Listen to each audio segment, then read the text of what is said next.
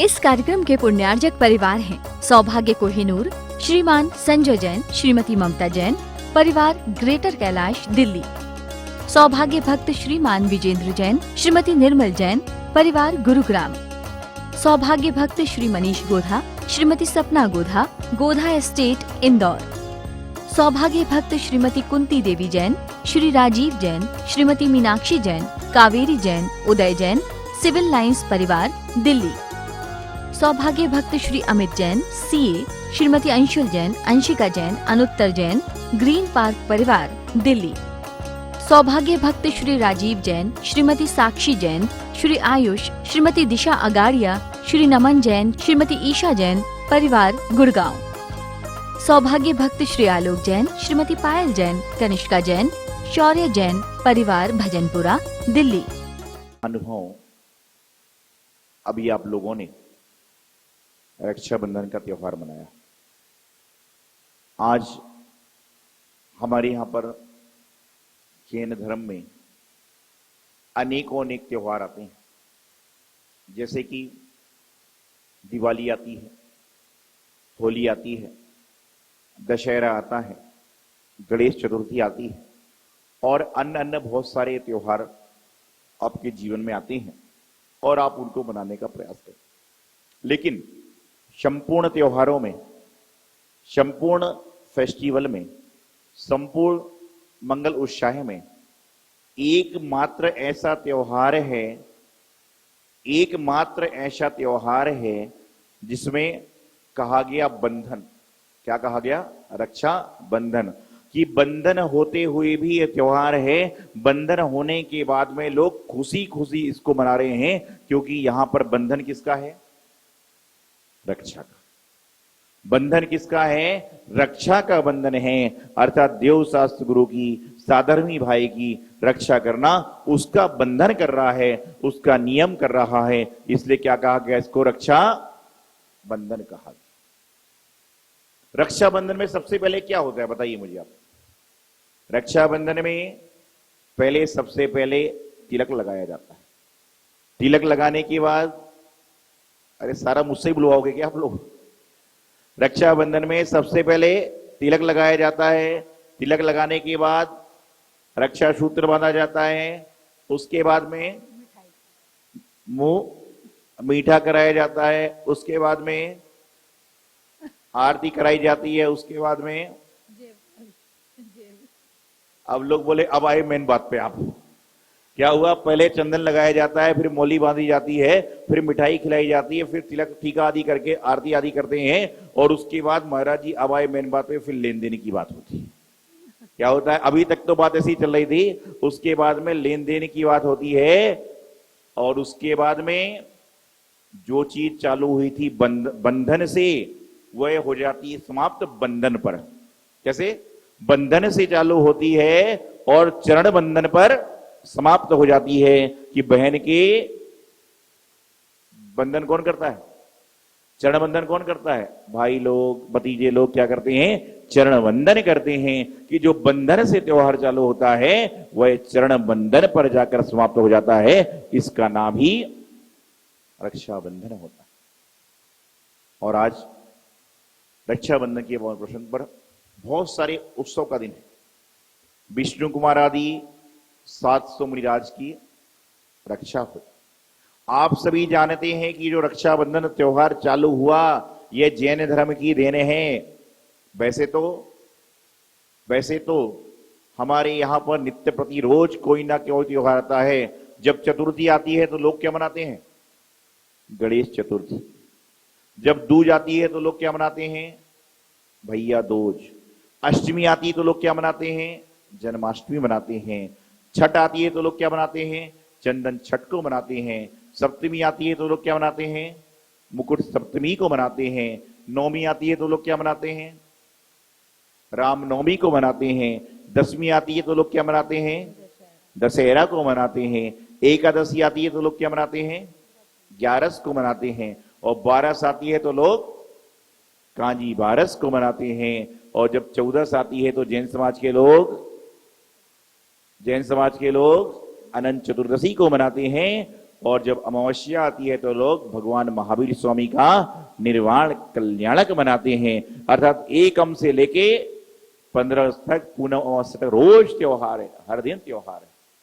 तो आज के दिन ही, रक्षाबंधन के दिन ही विष्णु कुमार ने क्या किया था? 700 मुनि महाराज की रक्षा करी थी।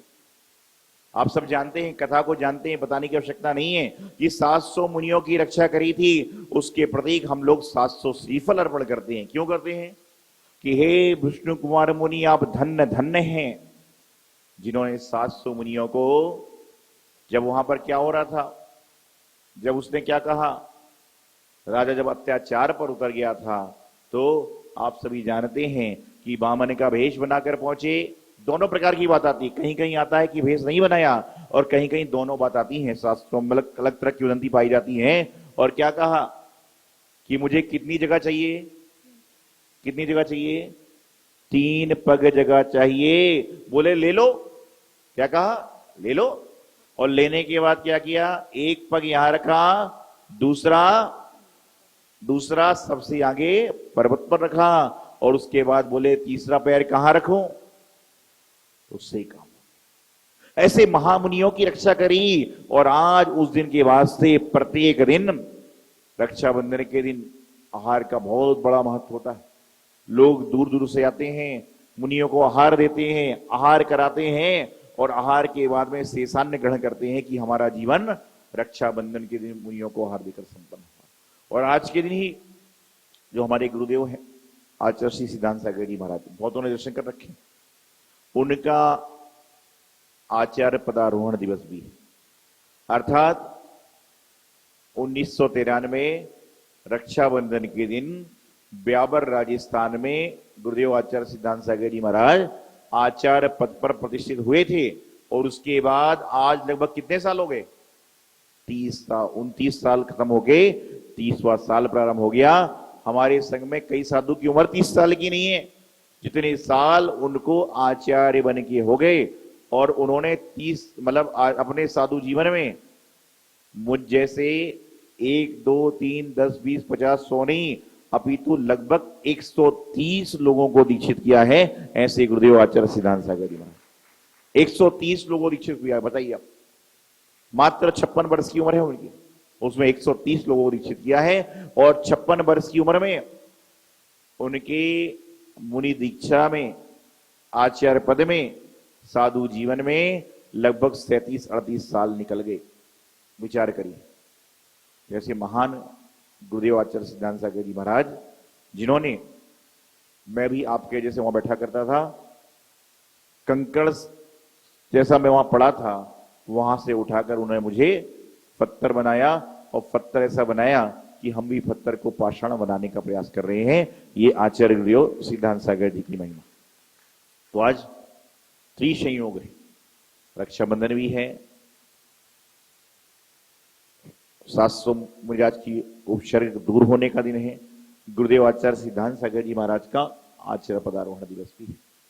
निश्चित रूप से आप सभी लोग यहां पहुंचे और रक्षाबंधन का त्योहार मनाया।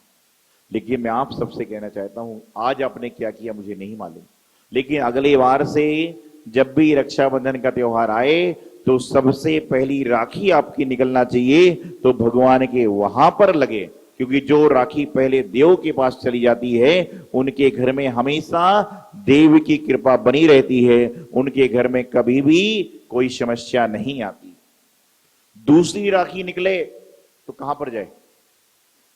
दूसरी राखी निकले तो है शास्त्र पर जाए, जिनवाणी पर जाए, क्योंकि जिसके यहां से दूसरी राखी निकल के जिनवाणी पर चली जाती है उनके घर में बच्चों को कभी विद्या की प्राप्ति रुक ही नहीं सकती। और उसके बाद में तीसरी राखी निकले तो कहां जाए? तीसरी राखी निकले कहां जाए? तो कहते हैं गुरुओं के पास जाइए, यदि वो पिच्छिका में बनवाते हैं पिच्छिका में बांधिए, उनके टेबल पे बांध दीजिए। तीसरी राखी निकले तो एक गुरु के पास में निकले तो जिसमें गुरु कृपा आपके जीवन में बनी रहेगी।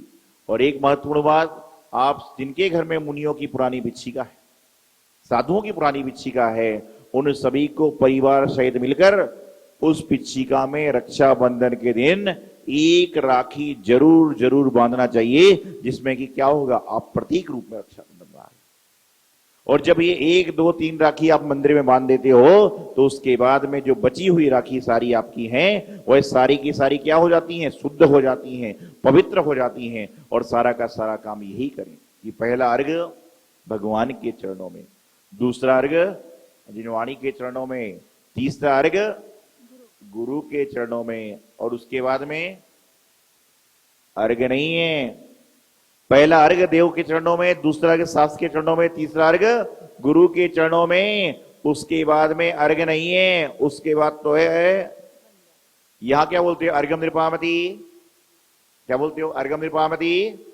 जब देव शास्त्र गुरु के चरणों में अर्घ्यम नृपामति स्वाहा हो जाता है, तो उसके बाद पेट में व्यंजन जाता है और आवाज आती है आहा। देव शास्त्र गुरु के चरणों में तो स्वाहा हो गया, कार्यक्रम समाप्त। और उसके बाद में जब मिष्टान पेट में जाता है तो क्या निकलता मुंह से, क्या निकलता है, ये भी सब महाराज से बुलवाओगे क्या आप लोग।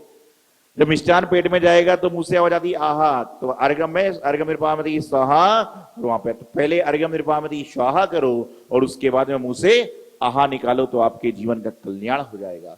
तो आज आप सभी लोगों ने रक्षाबंधन का त्योहार को मनाने का प्रयास किया, जो बंधन होने के साथ में भी प्रयास है।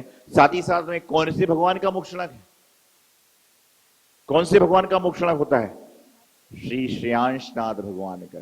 कितने सारे संयोग हैं कि श्री श्रेयांशनाथ भगवान जो हमारे जैनागम के कौन से तीर्थंकर हैं, 11वें नंबर के तीर्थंकर हैं। ऐसे श्रेयांशनाथ भगवान, इनका महामोक्षणाक महोत्सव भी मना रहे हैं। कितना संयोग है। और साथ ही साथ में बहुत सारे अन्य सारे कार्य आप संपन्न करने का प्रयास करते हो। तो आप देखिए, आपने लड्डू चढ़ाया, लड्डू खिलाया, सब बोल रहे भाई को खिलाया, लेकिन ये तो बोलो महाराज जी को भी आहार में दिया। सब अपना अपना देख रहे हैं क्या हुआ। सारा लड्डू चढ़ाया, साधुओं को आहार देने का प्रयास किया, और आहार देने के बाद में खुद भी खाया और औरों को भी खिलाया, खुद भी खाया और औरों को भी खिलाया। लड्डू कैसा होता है, कैसा होता है, कैसा बोलिए ना, कैसा होता है, गोल। और आदमी की बातें भी कैसी हो गई आजकल, गोलमोल। लड्डू नहीं खा रहा है, शुगर बीमारी है, लेकिन बातें गोलमोल कर रहा है। पहले के जमाने में लोग लड्डू को खाते थे, मुंह से मिठास निकालते थे। आज के जमाने में ना तो मीठा खा रहा है ना मीठा बोल रहा है। पहले मीठा खाता, लेकिन मेरे कारण खाना चालू मत कर देना डायबिटीज वाला, ये तो बोले महाराज जी ने बोला है। तो लड्डू चढ़ाते हैं। लड्डू कहां से मीठा लगता है खाने में, लड्डू कहीं से भी खाओ कैसा लगता है, मीठा लगता है। उसी प्रकार से इंसान को भी कहीं पर भी शब्द मुंह से निकाले तो कैसे निकालना चाहिए, मीठे। अभी आप बोले लड्डू कहीं भी खाओ तो मीठा होगा, तो कहीं पर भी मुंह से शब्द निकालो तो कैसे निकालो, मीठे निकालने का प्रयास करें। क्योंकि आप मीठे शब्द निकालोगे तो आदमी का जीवन मिठास भरा हो जाएगा। और यदि आप मिठास को छुपा कर रखोगे तो क्या होगा, लड्डू को डिब्बे में दबा दबा के रख दो, एक दिन बाद क्या हो जाएगा, 2 दिन बाद लड्डू सड़ जाएंगे। उसी प्रकार से मिठास को अपने अंदर दबा दबा के रखो, दबा दबा के रखो, तो क्या होगा, अंदर मिठास सड़ जाएगी और बदबू देगी। तो अपने जीवन में मिठास को दबाए नहीं, बल्कि जवान में मिठास को लाने का प्रयास करें और जीवन का कल्याण करें। यही आपके रक्षाबंधन दिवस की सार्थकता। आचार्य गुरुदेव सिद्धांत सागर जी महाराज। इस कार्यक्रम के पुण्यार्जक परिवार हैं सौभाग्य कोहिनूर, श्रीमान संजय जैन, श्रीमती ममता जैन, परिवार ग्रेटर कैलाश दिल्ली। सौभाग्य भक्त श्रीमान विजेंद्र जैन, श्रीमती निर्मल जैन, परिवार गुरुग्राम। सौभाग्य भक्त श्री मनीष गोधा, श्रीमती सपना गोधा, गोधा एस्टेट इंदौर। सौभाग्य भक्त श्रीमती कुंती देवी जैन, श्री राजीव जैन, श्रीमती मीनाक्षी जैन, कावेरी जैन, उदय जैन, सिविल लाइंस परिवार दिल्ली। सौभाग्य भक्त Shri Amit Jain, CA, Shrimati Anshul Jain, Anshika Jain, Anuttar Jain, Green Park परिवार दिल्ली। सौभाग्य भक्त श्री राजीव जैन, श्रीमती साक्षी जैन, श्री आयुष, श्रीमती दिशा अगाड़िया, श्री नमन जैन, श्रीमती ईशा जैन, परिवार गुड़गांव। सौभाग्य भक्त श्री आलोक जैन, श्रीमती पायल जैन, कनिष्का जैन, शौर्य जैन, परिवार भजनपुरा दिल्ली।